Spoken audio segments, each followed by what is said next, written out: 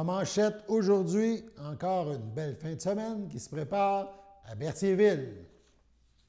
Bonjour à tous et bienvenue à votre bulletin d'information sur les ondes de CTRB, votre télévision locale et régionale. Aujourd'hui, le 2 septembre. Donc, une autre belle fin de semaine se prépare à Berthierville, notamment avec le pique-nique du 350e anniversaire. Donc, on parle ici d'un pique-nique familial qui se déroulera samedi le 3 septembre de 10h à 14h. Ça prendra place au parc Charles-Bellumeur.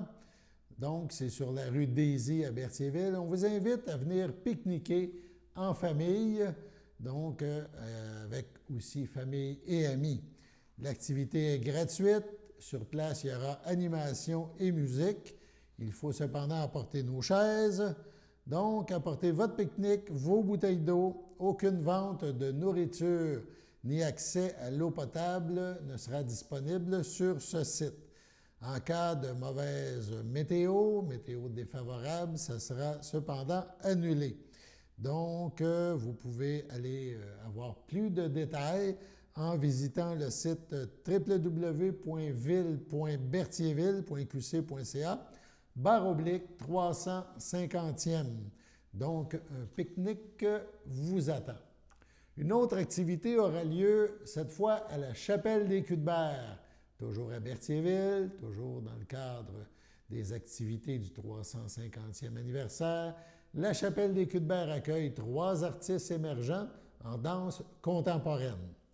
Depuis 4 jours, beau temps, mauvais temps, les artistes vont animer le parc patrimonial de la Chapelle des Cuthberts en travaillant à la création d'une œuvre chorégraphique, qui sera présentée devant le public à la fin de leur séjour, soit le 3 septembre. Ce projet est rendu possible grâce à la contribution financière de la Ville de Berthierville et il est réalisé en collaboration avec Pôle Territoire Danse. Ça va se dérouler samedi. Atelier en mouvement gratuit avant le spectacle avec Lucie Fandel et Marie-Michel Darvaux. Ça sera suivi à 14h par le spectacle.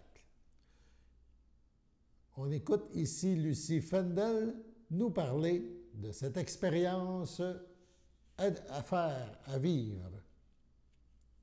Je suis en compagnie de... Oui, moi c'est Lucie Fandel. Philippe Depelou. Tara Maya. D'accord. Et vous venez faire ici une résidence en danse toute la semaine avec un spectacle samedi, c'est bien ça? Exactement. D'accord. Comment vous avez vécu l'expérience, arriver ici, voir le site?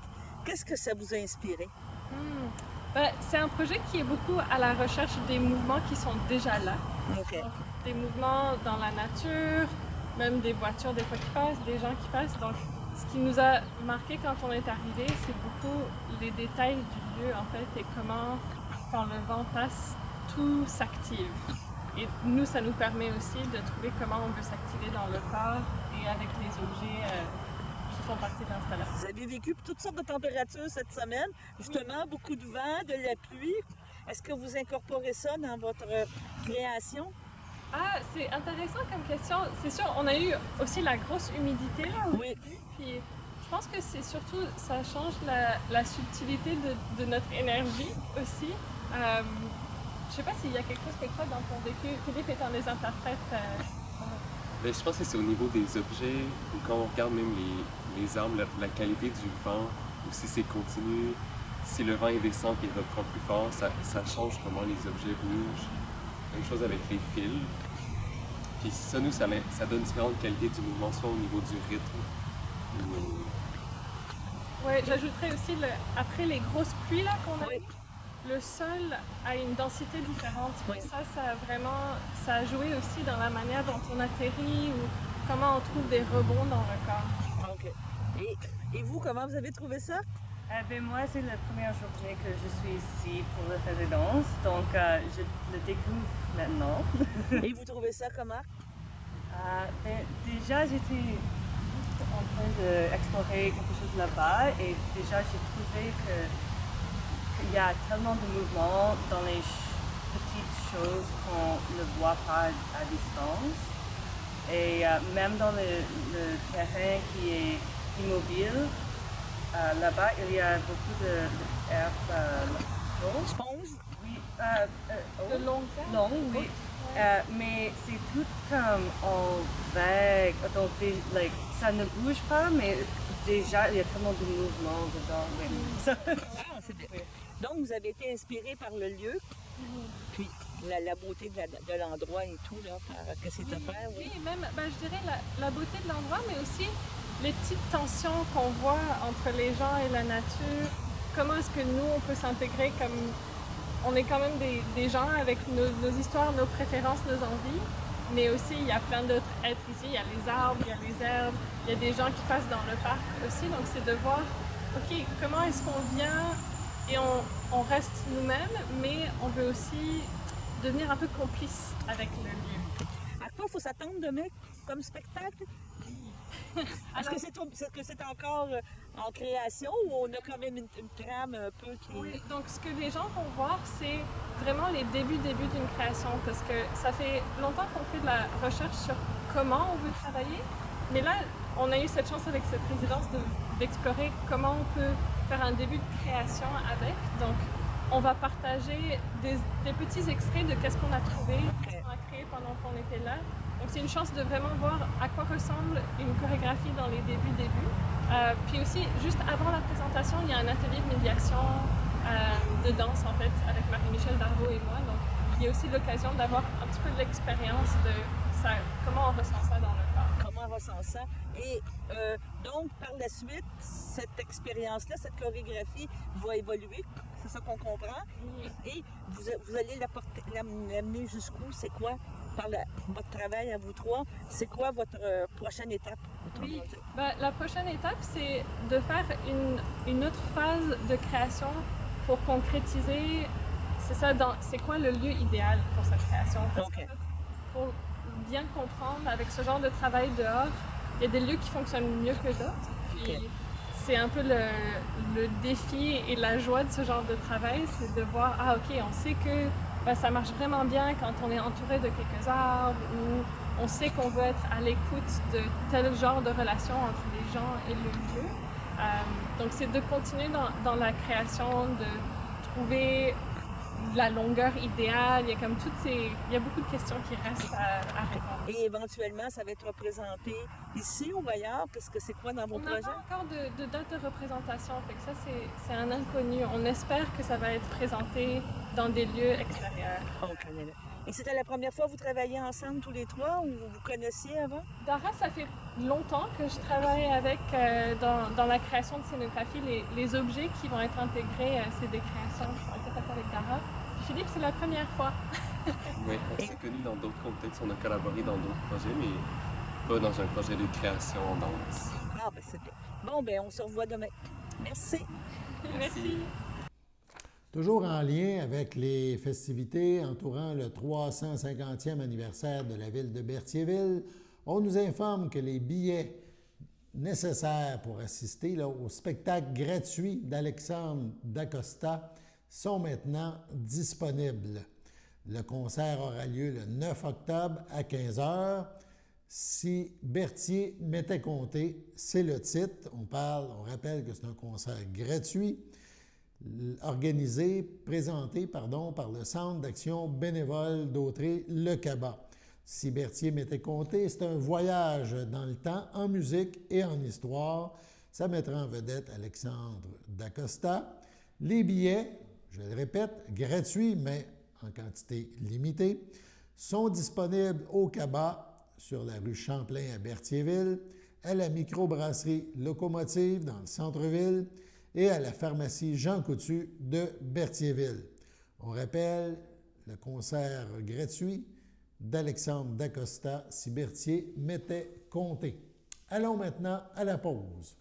Chers téléspectateurs, vous êtes cordialement invités le samedi matin dès 9h30 à notre bingo télédiffusé de nos studios de Berthierville.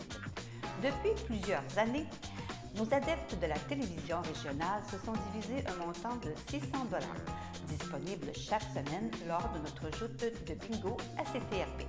Un amical animateur et ses joyeux compères, dont un technicien et deux bénévoles, partagent tour à tour cette émission dans le but de vous agrémenter durant 60 minutes. Un moment de plaisir qui pourrait s'avérer payant pour vous. Vous pouvez donc vous procurer les cartes de jeu chez les dépositaires participants et j'ai nommé à Berthierville, le dépanneur Formule 1 et le garage Pétroté sur la rue Gilles Villeneuve, le marché IGA Extra sur la rue Gabrielle Brissette, le marché Métro sur la rue Notre-Dame et la pharmacie Proxime sur la rue Frontenac. À Saint-Ignace-de-Loyola, le dépanneur Esso sur la rue de la Traverse et le marché Aldo sur le rang Saint-Michel. C'est donc un rendez-vous hebdomadaire chaque samedi matin dès 9h30 sur les ondes de CTRP, votre télévision régionale et communautaire, maintenant en haute définition. On vous attend donc en grand nombre et toute l'équipe vous souhaite bonne chance.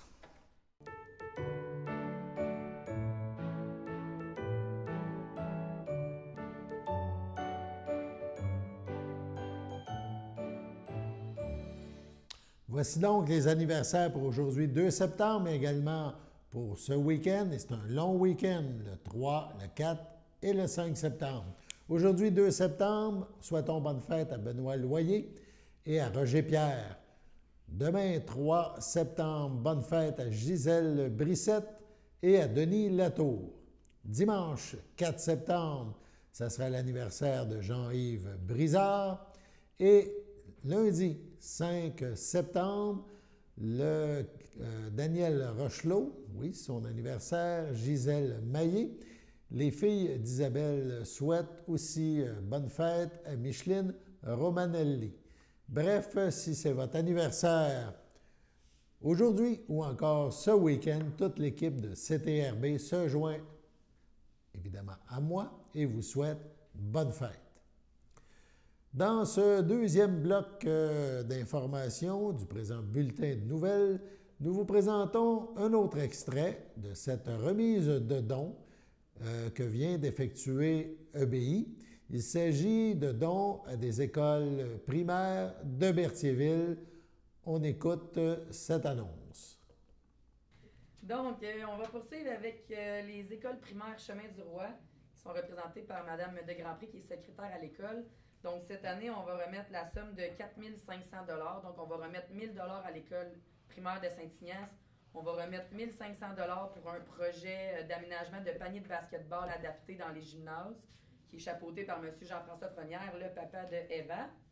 Puis, on va remettre 2 000 $ aux écoles primaires Chemin du Roi, donc maternelle, Saint-Geneviève, Saint-Joseph, pour tous les besoins primaires là, des enfants défavorisés.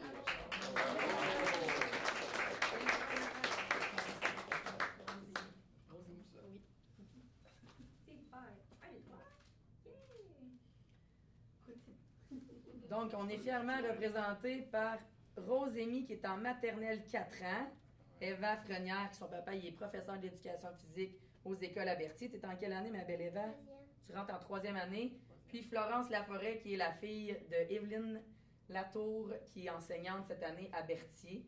Florence fait son entrée en 6e année. Au bain linguistique. Oui. À Berthier. La plus petite, elle fait quelle école? Maternelle 4 ans. À Berthier. Ils sont tous à Berthier, oui. Oui, à Berthier, toujours. J'ai essayé de varier les niveaux scolaires. Alors, écoutez, je vous remercie du fond du cœur au nom des élèves, au nom des enfants qui viennent jour après jour dans nos établissements scolaires. C'est sûr que je ne peux pas vous cacher que le besoin est de plus en plus grand. On a des petits amis qui arrivent, comme on disait, du Maroc, de certains pays qui ont aucune... qui ne parlent pas français. On a de la francisation. On essaie d'aider ces enfants-là le plus possible. On a aussi... on s'assure des soins de base, les lunettes pour que tous les élèves... des fois, c'est un petit peu plus difficile de se procurer... les verres ou quoi que ce soit, on pallie à ça, les déjeuners, les collations, les effets scolaires. On en a beaucoup, beaucoup. Puis moi, je m'occupe du volet financier des 4 écoles, donc de l'île Saint-Ignace, Berthierville, les 3 écoles primaires. Puis je peux vous dire qu'à chaque année, l'école redistribue ce que vous nous donnez et même plus, là, parce que le besoin est de plus en plus grand dans la région. Dans les écoles que vous occupez, en ce moment, il y a combien d'étudiants étrangers qu'on pourrait dire? Étrangers, je pourrais vous dire qu'on est rendu à une trentaine, je peux vous dire.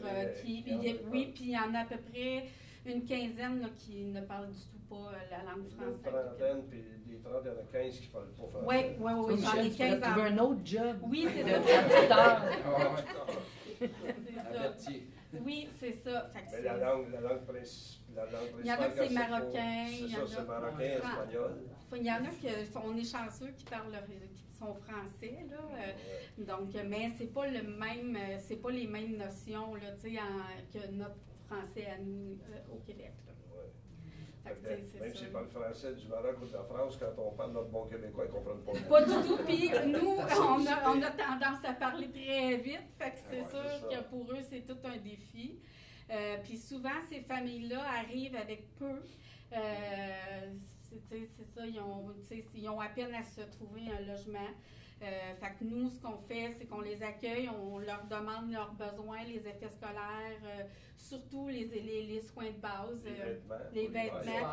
On a déjà acheté des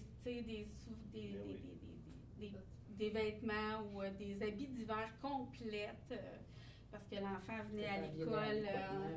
Oui, c'est ça. Là, fait que le besoin il est là, puis là, pourquoi j'ai emmené ces belles cocottes-là aujourd'hui, c'est parce que je me disais, c'est la jeunesse d'aujourd'hui, puis vous faites ce beau tournoi-là pour les enfants. Pour terminer cette semaine, nous vous présentons la deuxième partie de la rencontre, de l'entrevue que nous a donnée Amélie Drainville, candidate de Québec solidaire dans Berthier, au sujet des propositions de son parti pour les aînés. L'initiative de faire des maisons des aînés, comment vous trouvez ça à Québec solidaire? Bien, c'était une vue de l'esprit. Je veux dire, c'était pas ça la solution. On le savait déjà que dans nos CHSLD, les personnes aînées mangeaient des patates en poudre. Là. Puis, il me semble que c'était la première chose à faire que de vraiment améliorer la qualité de vie des personnes aînées qui vivent déjà dans nos CHSLD. Puis il y a des CHSLD, on est chanceux ici, il n'est pas vétus, mais il y a des CHSLD où c'est complètement insalubre de vivre là-dedans. Fait qu'à la base, au lieu de construire des nouvelles maisons des aînés, il fallait prendre soin de ce qui existait déjà. Puis c'est un modèle lucratif, les maisons des aînés. Nous, notre modèle, c'est vraiment les OBNL, puis les coops d'habitation. Puis des milieux de vie stimulants. Fait que nous, les maisons des aînés, pour nous, c'était un trou financier, c'était pas une bonne idée. Puis quand tu me parles là, de soutien financier, on parle du crédit de solidarité, il y a le crédit de maintien à domicile. Est-ce que c'est des choses que Québec solidaire veut continuer de maintenir, veut bonifier? Bien, on va se garder peut-être des petites réserves pour le reste de la campagne, mais ce que je peux dire, c'est que pour l'instant, les annonces qu'on a faites, c'est pour aider tout le monde qui vit dans la précarité, les aînés y compris. C'est-à-dire, on a annoncé cette semaine qu'on allait temporairement avoir un congé de TVQ pour tout le monde, parce que la TVQ, c'est sur les biens essentiels, on s'entend, donc l'épicerie, les soins corporels, le restaurant, dans le fond, les besoins de base, parce que jamais quelqu'un d'aisé va se priver de ses besoins essentiels, alors que les gens de la classe moyenne puis dans la précarité qui vont dans les banques alimentaires présentement, eux, ils vont bénéficier vraiment d'un congé de TVQ sur les biens essentiels. Fait que ça, c'est une de nos mesures qu'on a mis dans notre bouclier anti-inflation là, pour lutter contre la hausse du coût de la vie.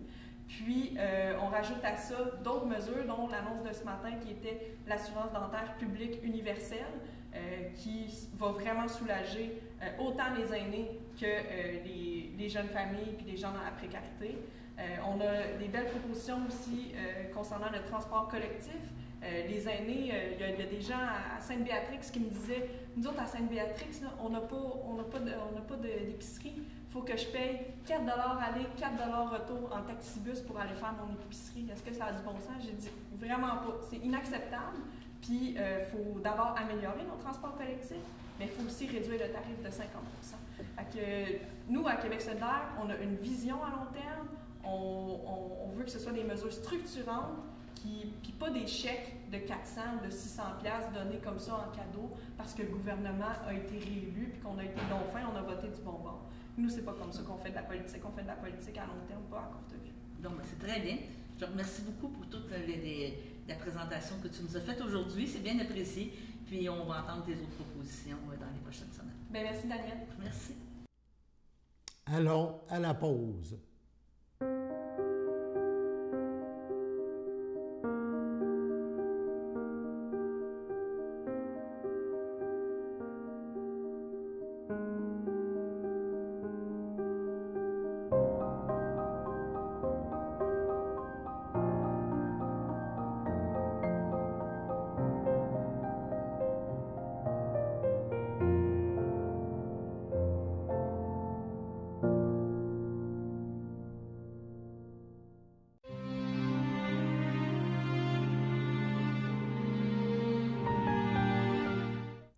À sa résidence, le 18 août, à 88 ans, est décédée Mme Cécile Drainville, épouse de feu Léo Sylvestre de Saint-Thomas-de-Joliette. Elle laisse dans le deuil ses enfants, Louise Sylvestre, Richard Forêt, Ninon Sylvestre, Denis Sylvestre, Sylvie Normand, Alain Sylvestre, Sylvie Morneau, Yvon Sylvestre, José Masse, Marie Sylvestre, ses petits-enfants, Josiane, Marie-Ève, Valérie, Francis, Nicolas, Pierre-Yves et Jean-Philippe, ses arrière-petits-enfants, ses frères et sœurs, Feu Thérèse Drainville, Feu Léopold Lambert, Margot Drainville, Feu Rosaire Clément, Rita Drainville, Feu Fernand Plante, Feu Monique Drainville, Feu Julien Sylvestre, Feu Jean-Guy Drainville, Feu Betty Fournier, Feu Jean-Marie Drainville, Feu Cécile Destrempe, Feu Régent Drainville, Feu Rose-Hélène Drainville, Feu Maurice Destrempe, Réal Drainville, Diane Rivard, Carmen Drainville, Feu Maurice Sylvestre, ses beaux-frères et belles-sœurs, Feu Janine Sylvestre, Feu Denis Savignac, Fernand Sylvestre, Solange Daigneault, Feu Georges Sylvestre, Feu Conrad Gervais, Simone Sylvestre, Feu Guy Robert, Jean-Noël Sylvestre, Huguette Marais, Feu André Sylvestre, Feu Jeannette Pagé, Yvette Sylvestre, Jean-Claude Pagé, Claire Sylvestre, Robert Rondeau, Normand Sylvestre, Lucie Gladu, Gertrude Sylvestre, Gaétan Sylvestre, Lorraine Trudel, ainsi que plusieurs neveux, nièces, autres parents et amis. La famille vous accueillera vendredi le 2 septembre de 19 à 22 h et samedi le 3 septembre dès 11 h au salon funéraire Thériault, 46 rue des Érables à Saint-Thomas. Les funérailles auront lieu le samedi 3 septembre, 14 h en l'église de Saint-Thomas. Au CHDL de Saint-Charles-Borromée, le 20 juillet, 88 ans, est décédée Mme Florence Ducharme, épouse de feu Bernard Plante, demeurant à Berthierville. Elle laisse dans le deuil ses filles, Marielle Plante, Guy Tarte, Ginette Plante, Jean Darvaux, Ghislaine Plante et Carole Plante, ses 8 petits-enfants, Sébastien et Geneviève, Marie-Pierre, Alex et Caroline, Mathieu, Michael et Maxime, ses 7 arrière-petits-enfants, sa sœur et ses belles-sœurs, Fernande Ducharme, Micheline Plante, feu André Mousseau, Jeannette Plante, feu Marcel Dagenet, ainsi que plusieurs neveux, nièces, autres parents et amis. La famille vous accueillera samedi le 3 septembre à 9 h 30 au complexe funéraire F. Thériault, 741 rue Notre-Dame à Berthierville. Suivra une liturgie en la chapelle du complexe à 11 h 30. Madame Florence Ducharme sera inhumée au cimetière de Joliette le même jour. Au CHSLD Le Château, le 24 août, à 89 ans, est décédée Mme Sylvette Latour, épouse d'Albert Saint-Martin, fille de feu Elphège Latour et de feu Donalda Guévremont de Saint-Ignace de Loyola. Elle laisse dans le deuil, outre son époux, ses enfants, Guylaine Saint-Martin, Pierre Sicotte, Marc Saint-Martin, Nathalie Péloquin, Denis Saint-Martin, André Aubin. L'ayant précédé son petit-fils, Pierre-Étienne, elle laisse ses petits-enfants, Josiane, Vincent, Emmanuel et Olivier, ses 3 arrière-petits-enfants, Juliane, Ludovic et Clara, ses frères, beaux-frères et belles-sœurs, Michel Latour, feu Diane Valois, Normand Latour, Donald Latour, Chantal Thibault, Roland Latour, Jocelyne Blette, feu Yvon Latour, Maurice Cournoyer, feu Doris Latour, feu Constant Latour, feu Fleurette Latour, prêtre Vital Saint-Martin, Maurice Saint-Martin, feu Clairette Blais, feu Denise Saint-Martin, feu Victor Bergeron, feu Aline Saint-Martin, feu Réal Bergeron, feu Samuel Saint-Martin, feu Marie Bradley, feu Janine Saint-Martin, feu Jean McLeod, feu Virginie Saint-Martin, feu Jean-Jacques Carpentier, feu Lise Saint-Martin, feu Gilles Massé, feu Sœur Françoise Saint-Martin, plusieurs neveux, nièces, autres parents et amis. La famille vous accueillera samedi le 3 septembre de 14 à 16 heures au complexe funéraire Thériault à Berthierville. Une liturgie de la parole aura lieu le même jour à 16 heures en la chapelle du complexe. Les cendres de Mme Latour seront inhumées au cimetière de Saint-Ignace de Loyola à une date ultérieure. Le 16 août est décédée Mme Marie-Josée Collin. C'est suite à un cancer des poumons que Mme Collin nous a quittés. Native de Québec et lanaudoise d'adoption depuis 1989, elle résidait au CHSLD Le Château de Berthierville depuis un AVC survenu en 2009. Amante de la vie, elle laisse dans le deuil ses enfants, petits-enfants, famille et amis. Dimanche 4 septembre, dès 14 h, vous êtes conviés à un rassemblement en son honneur à la chapelle du complexe F. Thériault, rue Notre-Dame, à Berthierville. Un hommage sera rendu à 15 h. Ceux et celles qui voudront faire un témoignage seront les bienvenus. Sur ce, passons à la météo.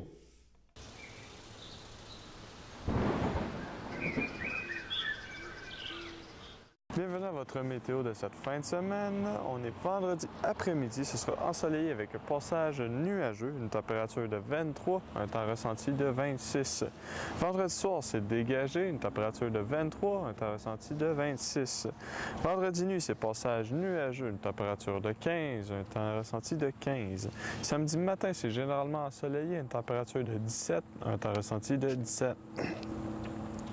Samedi après-midi, c'est généralement ensoleillé, une température de 26, un temps ressenti de 32. Samedi soir, c'est quelques averses, une température de 25, un temps ressenti de 31, 1 à 3 mm de pluie. Samedi soir, ça sera nuageux avec averses, une température de 14, un temps ressenti de 12.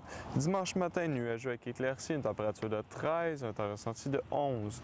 Dimanche après-midi, ça sera ensoleillé avec un passage nuageux, une température de 21, un temps ressenti de 22.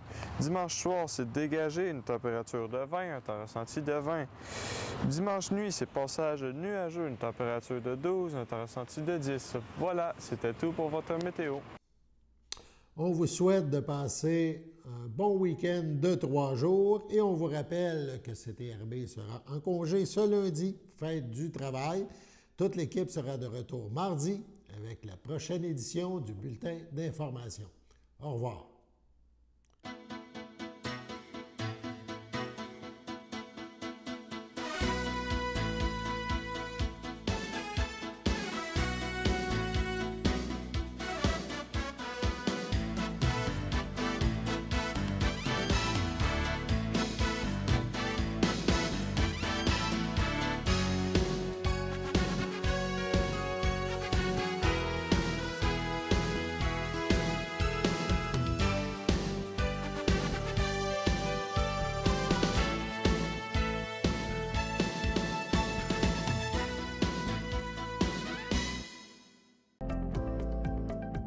Les télévisions communautaires autonomes du Québec, ce sont les télévisions les plus importantes parce qu'elles sont proches de la communauté. On veut encourager des gens qui parlent de ce qui nous intéresse, mais aussi qui participent au développement local. Mais c'est fini le temps là, où on allait lire une affaire qui a été écrite avant hier au bout du monde. Non! Tu veux savoir ce qui se passe chez vous? Bien, ma télé préférée, c'est la télé autonome communautaire. C'est ici que ça se passe.